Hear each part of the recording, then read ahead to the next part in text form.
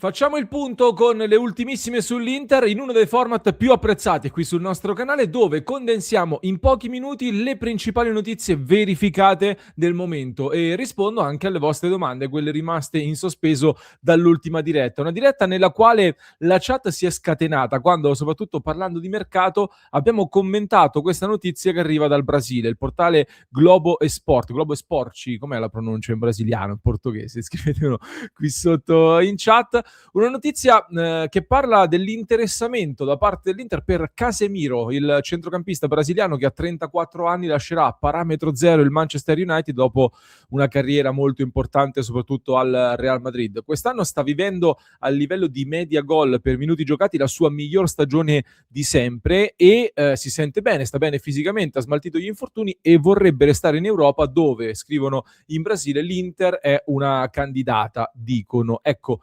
ovviamente mi permetto di aggiungere,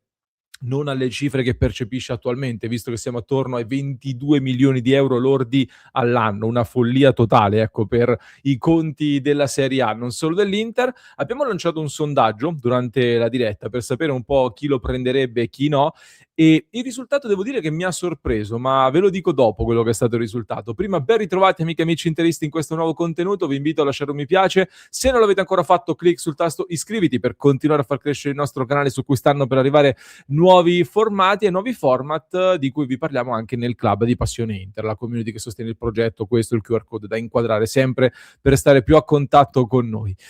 Quali sono allora le vere notizie di mercato in questa fase, secondo quello che abbiamo raccolto con Passione Inter e verificato rispetto a tutto quello che sta circolando tra i vari portali? Secondo me le notizie principali sono 5 in realtà. La prima è quella di cui vi abbiamo già parlato anche ieri, ovvero che tra pochi giorni ci sarà un vertice tra tutte le aree del club dell'Inter per definire in maniera ancora più chiara le strategie in vista della prossima estate, che sarà un'estate comunque movimentata, anche se forse non di così totale rivoluzione come alcuni invocano. Un incontro che comunque arriva dopo una serie di discussioni che ci sono costantemente, non è che non si parlano, anzi con Chivu ci sono delle discussioni costanti anche sul progetto nerazzurro, un Chivu che comunque per il rinnovo di contratto al momento ha rimandato tutto, se ne parla a fine stagione, la priorità adesso è il campo, assolutamente. Seconda notizia che si collega a Chivu, si collega soprattutto alla notizia di cui si sta parlando tanto oggi anche nel club di Passione Inter. Chivu, lo abbiamo detto più e più volte dalla scorsa estate, non solo, non vorrebbe un centrocampista alla Manu Koné, vorrebbe proprio Manu Koné, e lo dicevo a settembre, lo dicevo nel mercato di gennaio e ho visto che oggi lo scrive di nuovo anche la Gazzetta dello Sport, che però si è spinta oltre, mi ha molto incuriosito, perché addirittura secondo la Gazzetta dello Sport l'Inter sarebbe pronta a spendere oltre 40 milioni di euro per convincere la Roma a cedere Manu Koné, una Roma che deve fare delle cessioni per sistemare i conti in ottica fair play finanziario, soprattutto se non dovesse qualificarsi alla Champions League. Su Koné, come vi raccontavo tra l'altro la scorsa estate, occhio perché Gasperini e lo staff tecnico erano disposti a sacrificarli e sono ancora disposti a sacrificarlo per avere soldi da investire in altri reparti, soprattutto l'attacco che deve essere allungato e rinforzato. Attenzione a due cose, la prima è che la Roma ha altri due giocatori che hanno un grosso mercato, comunque che potrebbero portare delle cifre significative, Ndicà in difesa e soprattutto Svilar tra i pali. E poi c'è da capire anche se resta Gasperini, visto che tira un'aria abbastanza particolare nella capitale. La Gazzetta addirittura va anche oltre con un pezzo che è molto esaltante in questo momento, dove parla della volontà anche di inserire dei colpi nuovi con dei giocatori più possenti e più rapidi, e se servirà l'Inter potrà spendere anche tanto per inserire questi profili, che sicuramente come caratteristiche il nostro Simone Frizza lo ha detto più volte, voi che ci seguite lo sapete, giocatori più possenti e più rapidi servono e lo stiamo vedendo. Ecco, sul fatto che possa spendere anche tanto per prendere quei profili che servono, ci andrei un attimino cauto, nel senso che anche la scorsa estate c'era il budget per poter investire su determinati profili e poi sono stati fatti acquisti per un valore massimo del famoso in diretta siete clamorosi ragazzi, vi siete inventati una nuova unità di misura per gli acquisti dell'Inter qualche settimana fa, un Octree che corrisponde a circa 25 milioni di euro, e sono stati fatti diversi acquisti con questa unità di misura Acquisti che tra l'altro, come Luis Enrique e Diouf soprattutto, ti hanno impegnato delle risorse molto importanti senza darti i risultati sperati quest'anno e che rischiano di condizionarti anche il prossimo mercato, perché se non ti hanno convinto, le difficoltà poi a vendere dell'Inter sono sotto gli occhi di tutti negli ultimi anni e lo abbiamo visto, a meno che non siano i grandi profili più in vista. Quindi è un tema che questo che si collega anche all'operazione Koné e non soltanto. La domanda che vi faccio io prima però è: se davvero l'Inter vuole e può spendere oltre 40 milioni per un giocatore, io penso che debba farlo per un giocatore che ti cambia il volto della squadra, nel senso che, l'ultimo acquisto fatto a queste cifre qua, a queste altezze qua da parte dell'Inter è stato Achraf Hakimi, per renderci conto un attimino anche del calibro del giocatore. Koné è il giocatore che ti cambia la squadra, che cambia l'Inter, che alza il livello dell'Inter? Per me è un giocatore molto forte, mi piace moltissimo, ha caratteristiche fisiche di box to box, recupero palla, interdizione, ripartenza che ci mancano, non vede la porta, almeno per il momento, e non so se è veramente un profilo che alza nettamente il livello dell'Inter. E considerando che la prossima estate di operazioni se ne dovranno fare diverse, mettere una fiche così pesante significa poi che devi prevedere almeno una cessione pesante per poi andare a finanziare queste operazioni. Detto che se c'è il marchio di Chivu, ecco, io spero che Chivu si sia anche meritato la possibilità di avere un Inter più in direzione sua. Detto che i giocatori secondo me devono essere scelti dai direttori sportivi, però se un allenatore vuole dare un indirizzo tecnico alla squadra deve avere determinate caratteristiche. Sarei curioso quindi di vedere Chivu ad un secondo anno con le caratteristiche che cerca. Parlando di cessioni pesanti, la terza notizia, le voci principali, lo avete visto, ne stiamo parlando tutti i giorni, lo avete scritto in tantissimi anche nei commenti, sono quelle su Thuram e soprattutto su Bastoni. Su Bastoni mi permetto di dire una cosa, vi voglio far ragionare su questo aspetto. In Spagna intanto stanno insistendo tutti i giorni con il Barcellona che vuole Bastoni. Deco, il direttore sportivo del Barcellona, ha avuto più incontri con l'entourage del giocatore, avrebbe ottenuto anche un'apertura, dicono in Spagna. Attenzione però, perché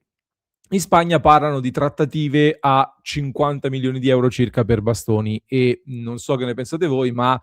a 50 milioni di euro io ti stampo una bella foto dell'esultanza di Bastoni vicino a Calulu e magari te l'autografo pure, ma non di più. Ecco, per parlare di Bastoni con l'Inter bisogna partire da altre cifre, assolutamente. Vi faccio notare una cosa che nessuno sta sottolineando, poi Bastoni, se non so se ve lo ricordate, ma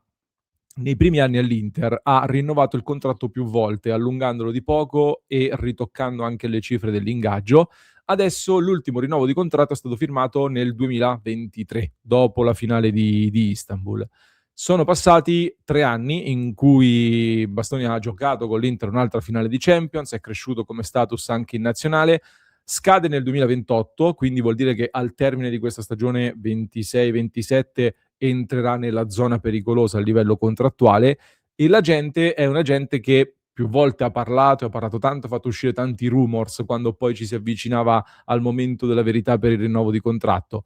Per me un po' di manovra in questo senso c'è, detto che ovviamente il Barcellona è forse uno dei pochissimi club che può convincere Bastoni a lasciare l'Inter come appeal, come progetto e anche come stile di vita che ti può garantire. Altre due notizie al volo.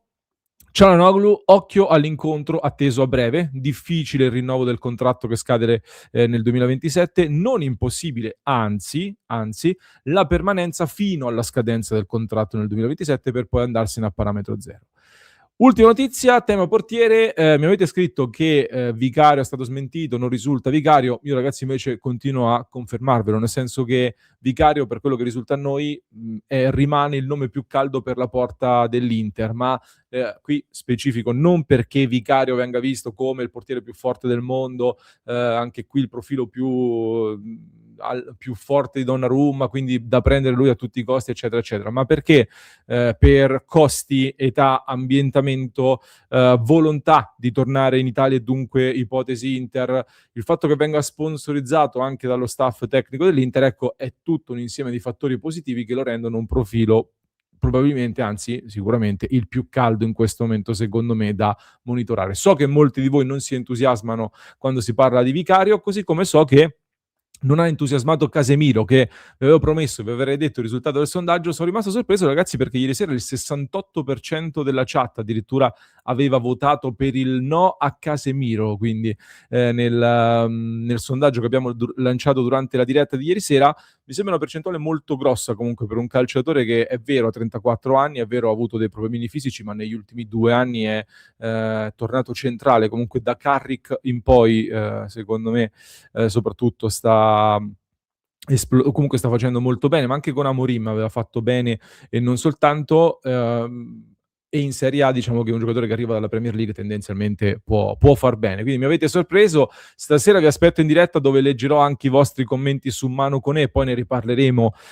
più approfonditamente. Parleremo chiaramente anche di Nazionale, perché ci siamo quasi. Nazionale dove Bastoni dovrebbe esserci titolare, dovrebbe aver recuperato dopo quella botta nel derby. Barella e Di Marco confermati. Pio Esposito è il grande ballottaggio a tema nerazzurro, giocatore che scalpita, sta bene, in forma, ha segnato gli ultimi gol dell'Inter nel mese di marzo. Forse me lo aspetto più a gara in corso, potrebbe incidere a gara in corso contro l'Irlanda del Nord, e magari titolare, chi lo sa, ce lo auguriamo, nella finale del playoff. Io lo sento particolarmente questa partita della Nazionale, e ne riparleremo. Allora, ne riparleremo. Nel frattempo vi lascio